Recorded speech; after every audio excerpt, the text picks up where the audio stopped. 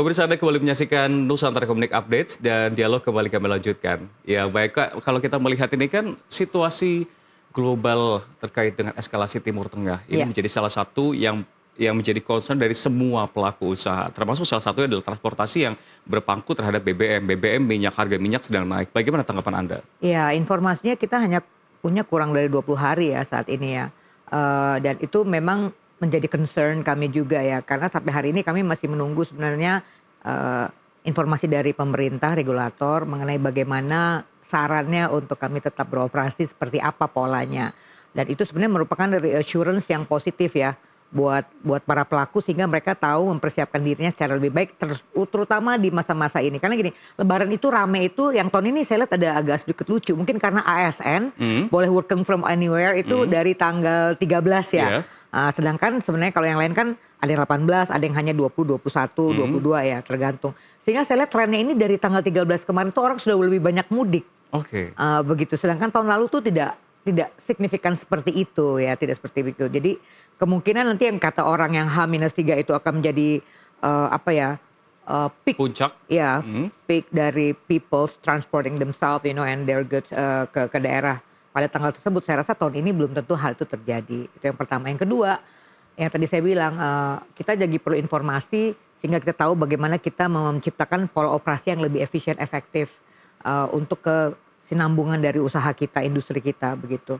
Nah, kalau sebenarnya di kota-kota yang terutama sih belum ada tantangan ya, tapi di daerah yang di luar yang besar-besar itu saya dengar mengantri minyaknya tuh sudah, memerlukan waktu lebih dari 2 3 jam, which is sebenarnya itu tidak positif ya, kurang hmm, kurang baik begitu. iya. Jadi saya juga menghimbau mungkin tak tolong kepada, pemerintah bisalah, memberikan kami reassurance begitu, Hmm, bagaimana sih harusnya sarannya kepada kita rakyat. Saya selalu mengatakan kepada diri saya dan tim kami, juga anak-anak saya nih yang udah mulai masuk iya, ke perusahaan, ke grup, saya bilang, "The government is our parents," gitu loh, iya. orang tua kita. Jadi ya government itu yang mengayomi, memfasilitasi ya, melindungi begitu ya. Bagaimana, kami anak-anak ini sebagai para rakyat begitu ya, dan pelaku usaha ini kan rakyat juga ya, Iya.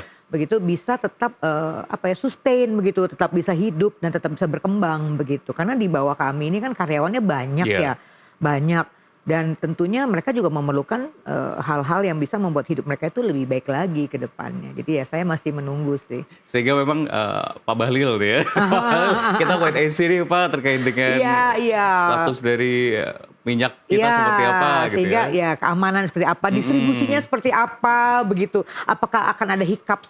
Ya nggak usah takut juga sih bahwa nanti ada apa, hal yang negatif ya. Kalau kita ngomong baik aja orang juga ngomong negatif kok tentang kita. iya, So better gitu, lebih baik bagaimana ya di-sharing gitu mhm. gambarannya untuk kita, Biar kita tahu bisa strategi ya seperti apa, mendesain gitu iya, strategi yang nggak lebih cuma wait efisien, and see efektif. aja. Iya, iya begitu. Apalagi Lorena Transport udah TBK kan, Iya. kita harus perform well Nah, begitu. ngomongin soal strategi dari emitennya sendiri, mungkin nggak secara aksi operasi, mungkin, Iya. secara dengan Lorena di arus mudik ini seperti apa sih polanya? Karena kita pengen tahu kalau secara bisnis nih, Mmm, daerah mana saja yang paling banyak pergerakan, terus juga tipe-tipe bis apa saja? Karena kan kalau mhm. saya lihat di sini banyak bis-bis yang, digunakan oleh Lorena bis tingkat satu atau Iya, iya. apa gitu. Iya, sleepers, Yes, double deckers ya. iya, Oke, kalau kita tetaplah pasti, di bulan Ramadan ini dan menjelang Idul Fitri dan di Idul Fitri ya, ramenya itu biasanya kita sih rame kemarin mulai tanggal, 13-an udah rame ya, 13 udah rame. Tapi sebelumnya juga orang udah mulai nyicil, udah mulai pulang itu. Tentu memang kita tambah ya ekstra ekstra jumlah yang beroperasi. Memang fokus kami kan, kekuatan kami kan Jawa, Bali, Sumatera, Madura ya. Itu memang sampai hari ini sih, puji Tuhan alhamdulillah masih baik ya, iya, begitu. Dan tentunya kita juga seperti karena Lorena ini udah melaksanakan, apa ya, transportasi untuk lebaran ya, arus mudik ini udah lebih dari 40 tahun ya. lebih dari 40 tahun. More than 40 years gitu. Some of us udah tutup mata aja udah mulai tahu poin-poinnya. Iya, Cuman kita sekarang ini selalu berkomunikasi dengan daerah, ya di mana kemungkinan bisa ada hiccups. Dan bagaimana kita prevent ya, mencegah itu terjadi. Dan kalaupun terjadi, apa yang menjadi backup plan-nya. Itu tetap terus disampaikan. Dan juga tentu pengemudinya diperiksa juga kesehatannya. iya, Kemarin ada orang kena heart attack ya, walaupun itu mhm, ya memang di luar kemampuan ya. Kesehatannya kita juga ada, kan sekarang setiap, depo harus punya dokter. oke, Heeh, kita ada dokter yang periksa gula darah, kolesterol begitu ya, detak jantung, kalau perlu makan obat begitu. Eee, kesehatan seluruh lini yang beroperasi kita perhatikan itu. Kita koordinasi dengan instansi terkait tetap terus polisi, ya semua pemerintah daerah itu kita lakukan. Dan juga kita kepada pelanggan kita sampaikan hal-hal yang mesti mereka pahami, persiapan apa yang mesti mereka siapkan, obat begitu ya. Kalau punya obat tekanan darah tinggi jangan sampai nggak bawa begitu kan. Nanti ada stres di jalan malah bahaya lagi kita cari dokter. Jadi yang A to Z mulai dari kesehatan juga operasional, teknik, juga kendaranya sendiri, timnya itu kita siapkan dengan baik. Dan unit-unit bis yang diterjunkan untuk libur lebaran ini memang yang konvensional saja atau seperti apa? Kalau untuk antar kota antar provinsi memang tetap menggunakan non listrik ya sampai hari ini ya. Tapi kalau untuk jarak-jarak pendek memang kita sudah mulai menggunakan EV ya, menggunakan bus listrik. Dan kedepannya mungkin kalau pemerintah juga memberikan dorongan lebih yang bisa buat kita menggunakan EV begitu, tentunya itu merupakan hal yang sangat-sangat positif. Nah ini menarik, saya pengen bahas soal sustainability sebetulnya. Karena kan banyak yang sudah mulai concern terhadap penerapan EV untuk bisnis yang lebih hijau. Ini artinya betul Lorena sudah mengimplementasikan itu, namun butuh banyak suntikan dari pemerintah. Ya paling tidak difasilitate lah beberapa hal. Karena saya selalu menyampaikan kepada regulator kita yang kami hormati bahwa ya pengusaha itu mereka itu ini kok hustler. Kalau mereka nggak hustler juga orangnya juga gampang menyerah, gampang mundur, mereka nggak akan jadi pengusaha. Mereka tidak akan berusaha karena pengusaha itu kan nggak jelas hari ini gajian apa enggak kalau kamu nggak punya profit gitu kan ya.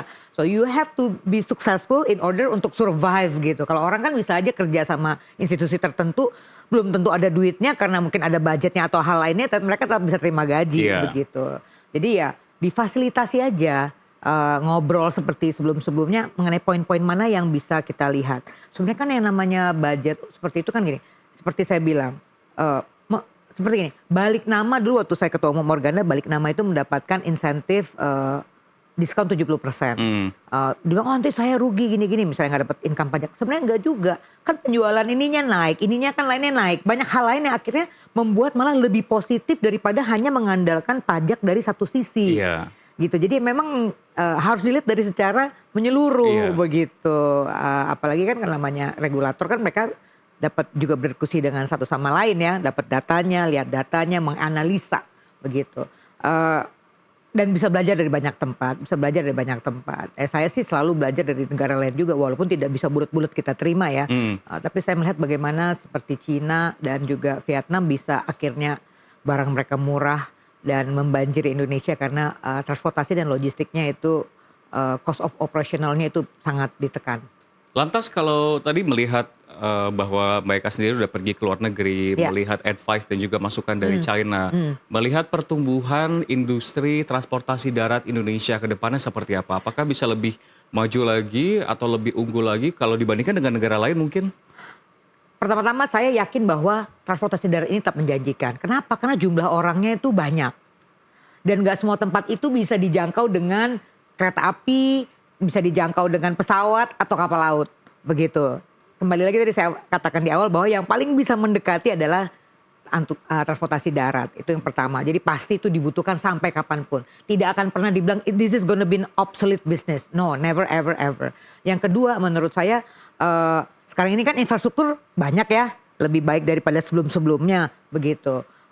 Walaupun tentunya masih perlu lah pembangunan ini dikerjakan. Nah ini juga sangat mendorong sehingga potensi transportasi darat ini akan bisa terus dikembangkan. Yang ketiga tentunya saya melihat bahwa banyak sekali di Indonesia ini ya masyarakatnya yang umurnya masih pada muda. 70% loh kita sekarang ini usianya usia yang orang-orang yang aktif. Nah, jadi ini potensi bagus, artinya mereka ingin berpergian. Begitu ke orang yang udah di atas 80 kan mungkin pergi-pergi sebanyak saya kan malas juga ya begitu ya. So ini saya melihat jadi ini kenapa potensi di Indonesia ini tetap besar menurut saya. Dan keempat Indonesia ini tetap saya kan banyak berpergian bertemu banyak orang. Mereka sebenarnya tetap ingin melakukan banyak usaha di Indonesia begitu. Ingin melakukan karena potensinya besar. Namun yang dibutuhkan adalah ya itu tadi policy-nya itu dibantu jangan oversupply atau jangan berubah-ubah. Iya juga lebih konsisten. Terus juga ceritanya bisa bersambung ya karena itu tadi jangan sampai hari ini mungkin asing belum masuk ke transportasi darat karena memang belum diizinkan. Coba diizinkan seperti apa? Jangan sampai kalau saya mengatakan bahwa transportasi darat itu kayak darah. Kalau darahnya terganggu, hidup kita pasti terganggu. Karena apa-apa perlu kan bergerak, yang nganterkan makanan ke jantung, apa ke jantung kan itu kan darah ya. Mobilisasinya semua ini pergerakannya begitu. Bayangkan kalau darahnya terganggu, orangnya seperti apa kesehatannya terganggunya begitu. Jadi ini krusial lah. Saya mengatakan ini bukan karena saya orang transportasi darat ya, tapi you can learn, you can acquire information dari Harvard, research review begitu, dari banyak lah pembelajaran bahwa memang transportasi ini signifikan. Dan negara yang maju dan juga masyarakatnya sehat, mereka yang juga biaya transportasinya efisien, efektif. Tapi jangan sebentar-bentar butuh transportasi, pemerintahnya buat state enterprise sendiri gitu. Akhirnya kan menyaingi rakyatnya yang memiliki usaha tersebut. Baik, jawabannya sangat lugas sekali dan juga sangat-sangat menginspirasi ya. Terlebih kalau kita melihat industri transportasi darat di arus mudik dan juga balik 2026, sehingga pemerintah pun juga mungkin bisa memberikan stimulus bukan hanya untuk penggunanya saja, namun pelaku usahanya juga. Iya. Demikian dialog kami bersama dengan Eka Sari Lorena Surbakti, Vice President Director Lorena Transport Group. Dan pemirsa, informasi tadi sekaligus menjadi penutup perjumpaan kita hari ini. Ekonomi bukan sekedar angka, tapi napas kehidupan kita semua. Dari pasar tradisional hingga industri digital, dari rakyat kecil hingga kebijakan besar, semua saling terhubung. Saya Rian Antono, pamit undur diri. Sampai jumpa.